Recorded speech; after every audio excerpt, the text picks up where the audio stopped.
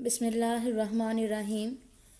Chemistry book 12 chapter number 7 fundamental principle of organic chemistry. इस lecture में मैं जिन पॉइंट्स को एक्सप्लेन करूँगी वो है old concept about organic and inorganic compounds, vital force theory, rejection of vital force theory by Friedrich Wöhler, synthesis of first organic compound in laboratory, modern definition of organic chemistry। अगर हम 200 से 300 साल पीछे चले जाएं तो मतलब 200 and 300 years ago, तो उस वक्त के जो केमिस्ट थे वो कंपाउंड्स को क्लासीफाई करते थे उनकी ओरिजिन की बेस पे, यानी कि कंपाउंड कहाँ से हासिल किया जा रहा है उसकी बेस पे वो कंपाउंड को क्लासीफाई करते थे। तो ऐसे कंपाउंड जो उनको लिविंग थिंग से हासिल होते थे उनको कहा जाता था कि वो ऑर्गेनिक कंपाउंड्स हैं। For example protein, urea, carbohydrate, ये ऐसे कंपाउंड थे जो उनको लिविंग थिंग से हासिल होते थे, जैसे प्लांट और एनिमल वगैरह से। तो इन कंपाउंड को वो कह देते थे कि ये हमारे पास ऑर्गेनिक कंपाउंड है। और ऐसे कंपाउंड जो उनको मिनरल्स से हासिल होते थे उसको वो कह देते थे कि इनऑर्गेनिक कंपाउंड है। फॉर एग्जांपल हाइड्रोक्लोरिक एसिड है, सल्फ्यूरिक एसिड है। तो ये वो कंपाउंड जो उन्होंने मिनरल से हासिल किए जाते थे या नॉन लिविंग थिंग से हासिल किए जाते थे वो इनऑर्गेनिक कंपाउंड कहलाते थे, और वो वाले कंपाउंड जो लिविंग थिंग से हासिल किए जाते थे वो ऑर्गेनिक कंपाउंड्स कहलाते थे। अक्सर ऑर्गेनिक रिएक्शन के ऊपर ना बाज़ दफ़ा लिखा होता है मिनरल एसिड या H+ एसिड, तो वो उस एसिड को मिनरल एसिड इसीलिए बोला जाता है क्योंकि वो मिनरल से तैयार किया जाता है या मिनरल से हासिल किया जाता है, इसलिए हम H+ एसिड को मिनरल एसिड भी बोलते हैं। कंपाउंड्स की इस ओरिजिन की बेस पे क्लासिफिकेशन को देखते हुए तब के केमिस्ट ने एक थ्योरी दी जिसको कहा जाता था वाइटल फोर्स थ्योरी। इस थ्योरी में ये बताया जाता था कि ऑर्गेनिक कंपाउंड को तैयार करने के लिए जो फोर्स रिक्वायर होती है वो सिर्फ लिविंग थिंग, प्लांट और एनिमल में ही पाई जाती है। इस थ्योरी को उन्होंने वाइटल फोर्स थ्योरी का नाम दिया। Vital mean very important, the force which is required to synthesise organic compound only present in plants and animals. यानी कि अगर उन्होंने ऑर्गेनिक कंपाउंड तैयार करने के लिए जो उनको फोर्स रिक्वायर है वो सिर्फ और सिर्फ लिविंग थिंग में ही पाई जाती है, इसलिए उनको ऑर्गेनिक कंपाउंड जो है वो लिविंग थिंग से ही हासिल किए जा सकते हैं, नॉन लिविंग थिंग से नहीं मिल सकते, क्योंकि वो फोर्स जो है वो सिर्फ और सिर्फ लिविंग थिंग में पाई जाती है। लेकिन इस थ्योरी को रिजेक्ट कर दिया फ्रेडरिक वूलर ने 1828 में, जब उसने सबसे पहला ऑर्गेनिक कंपाउंड जिसका नाम यूरिया था ये तैयार कर लिया एक मिनरल ओरिजिन से या नॉन लिविंग ओरिजिन से जिसको कहा जाता था अमोनियम सायनेट। तो जो पहले वाइटल फोर्स थ्योरी कहती थी कि ऑर्गेनिक कंपाउंड सिर्फ लिविंग थिंग से आते हैं क्योंकि वो जो ज़रूरी फोर्स है ऑर्गेनिक कंपाउंड को तैयार करने के लिए चाहिए वो सिर्फ और सिर्फ लिविंग थिंग में पाई जाती है, ये थ्योरी गलत साबित होगी जब बिना किसी ये थ्योरी गलत साबित होगी जब उसने पहला ऑर्गेनिक कंपाउंड यूरिया जो है वो एक नॉन लिविंग थिंग से या non living origin ammonium cyanate से तैयार कर लिया। फ्रेडरिक वूलर ने बेसिकली अमोनियम सायनेट से डायरेक्ट नहीं यूरिया तैयार किया। उसने क्या किया, उसने लेबॉर्ट्री में अमोनियम क्लोराइड को और पोटाशियम सायनेट को आपस में जब उसने मिक्स किया तो उसने मिक्स किया तो इसके नतीजे में जो उसको प्रोडक्ट मिला वो अमोनियम सायानेट और पोटाशियम क्लोराइड था। ये जो अमोनियम सायानेट प्रोडक्ट मिला था ये वेरी अनस्टेबल कंपाउंड था, ये जिसने अपने आप को जल्दी से रीअरेंज कर लिया इनटू एन अदर फॉर्म जो कि यूरिया की फॉर्म थी, और जिसमें कार्बोनाइल ग्रुप दरमियान में था और अमाइन ग्रुप दोनों साइडों पे लगे हुए थे। बेसिकली अमोनियम साइनेट का और यूरिया का मॉलिक्यूलर फार्मूला सेम है। आप देख सकते हैं अमोनियम साइनेट में भी 2 नाइट्रोजन है, यूरिया में भी 2 नाइट्रोजन है।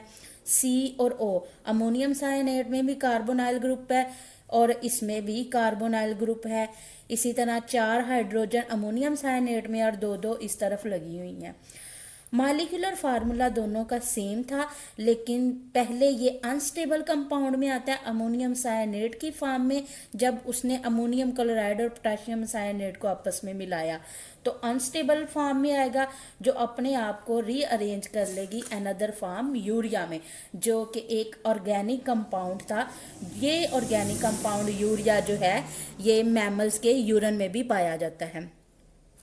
अब जब ये कंपाउंड तैयार कर लिया उन्होंने एक नॉन लिविंग ओरिजिन से, एक मिनरल ओरिजिन से, तो वो जो वाइटल फोर्स थ्योरी थी वो गलत साबित हो गई कि ऑर्गेनिक कंपाउंड सिर्फ हमें लिविंग थिंग से ही मिलते हैं। वो जो कंसेप्ट था वो गलत साबित हो गया।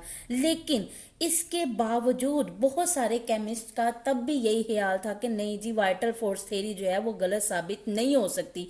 इसलिए बहुत सारे साइंटिस्ट और केमिस्ट इस पे रिसर्च करने लग गए मज़ीद, और उन्होंने मज़ीद ऑर्गेनिक कंपाउंड जो है वो नॉन लिविंग थिंग से तैयार करने की कोशिश की, जिसमें वो कामयाब हो गए।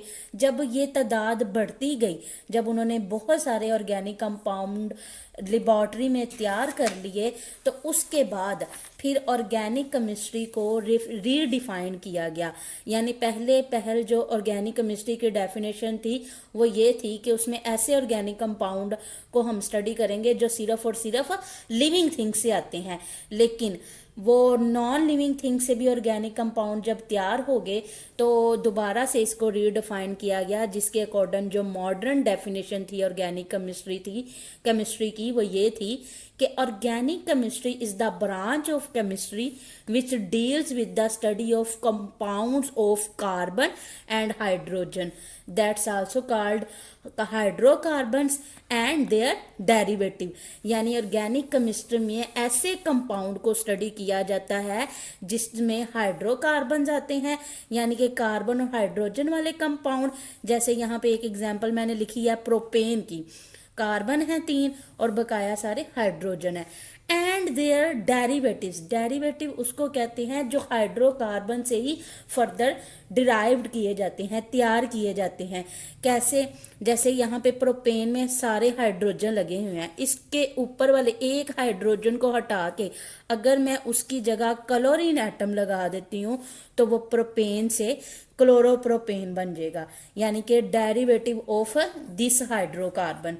तो फिर मॉडर्न केमिस्ट्री में कहा गया कि इसमें मॉडर्न ऑर्गेनिक केमिस्ट्री में कहा गया कि ऑर्गेनिक केमिस्ट्री में हम लोग हाइड्रोकार्बन को और उनके डेरिवेटिव को स्टडी करते हैं इन डिटेल। लेकिन इस केमिस्ट्री में जो ऑर्गेनिक केमिस्ट्री रीडिफाइन की गई, इसमें उन्होंने देखा कि कार्बन जो है वो एसेंशियल एलिमेंट है, यानी कि जितने भी ऑर्गेनिक कंपाउंड देखे सब में मोस्टली कार्बन जो था वो पाया जाता था। इसके अलावा हाइड्रोजन भी पाया जाता था। इसी बेस पे उन्होंने इसको चूंकि हाइड्रोकार्बन कहा था। इसके बावजूद कुछ हिस्टोरिकल और कन्वेंशनल रीजन की बेस पे कुछ कंपाउंड ऐसे भी थे जिसमें कार्बन एलिमेंट होने के बावजूद वो ऑर्गेनिक कंपाउंड नहीं थे। क्यों? क्योंकि कुछ एक्सेप्शनल केसेस भी हो जाते हैं। एक्सेप्शंस आर ऑलवेज देयर, जैसे कार्बन मोनोऑक्साइड है CO, कार्बन डाइऑक्साइड है CO2, कार्बोनेट है, ये ऐसे कंपाउंड है जिसमें कार्बन है, लेकिन इसके बावजूद ये कंपाउंड ऑर्गेनिक नहीं है बल्कि इनऑर्गेनिक कंपाउंड है। इसी तरह बाइकार्बोनेट है HCO3, इसमें हाइड्रोजन भी है कार्बन भी है, लेकिन इस दोनों एलिमेंट के होने के बावजूद, कार्बन और हाइड्रोजन के होने के बावजूद ये कंपाउंड जो है वो ऑर्गेनिक नहीं है, ये इनऑर्गेनिक कंपाउंड है। तो इसकी रीज़न बताई गई कि कुछ ये कन्वेंशनल हिस्टोरिकल रीजंस थी जिसकी वजह से कुछ ये जो कंपाउंड थे ये इनऑर्गेनिक कंपाउंड थे। तो अगर मैं ब्रीफली समराइज़ कर दूं तो इस लेक्चर में, जो लेक्चर नंबर 1 था 7 चैप्टर का, इसमें बताया गया कि किस तरह सबसे पहले कंपाउंड को क्लासीफाई हम लोग करते थे उनके ओरिजिन की बेस पे, और जो लिविंग थिंग से कंपाउंड आते थे उसको हम लोग ऑर्गेनिक कंपाउंड कहते थे, और ऐसे इन्हीं कंपाउंड्स को ऑर्गेनिक केमिस्ट्री में तब स्टडी किया जाता था। और इसी बेस पे उन्होंने वाइटल फोर्स थ्योरी दी, जिस थ्योरी में ये बताया गया कि ऑर्गेनिक कंपाउंड को तैयार करने के लिए जो फोर्स चाहिए होती है वो सिर्फ और सिर्फ लिविंग थिंग में पाई जाती है, इसलिए ऑर्गेनिक कंपाउंड सिर्फ लिविंग थिंग से आते हैं। लेकिन इस थ्योरी को रिजेक्ट कर दिया, गलत साबित कर दिया फ्रेडरिक हुलर ने जब उसने यूरिया जो है वो तैयार कर लिया, जो एक नॉन लिविंग थिंग से। यूरिया एक ऑर्गेनिक कंपाउंड था, और जो पहले ख्याल किया जाता था कि organic compound non living thing से तैयार नहीं होते, इसने इस ऑर्गेनिक कंपाउंड यूरिया को तैयार कर लिया था एक नॉन लिविंग थिंग से, मिनरल ओरिजिन से, अमोनियम सायानाइड से।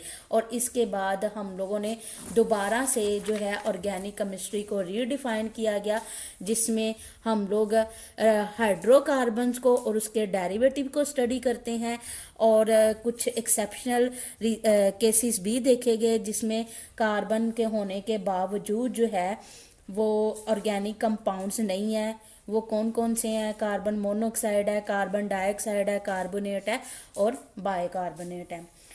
तो ये पहला लेक्चर था fundamental principle of organic chemistry का, सेकेंड ईयर क्लास का।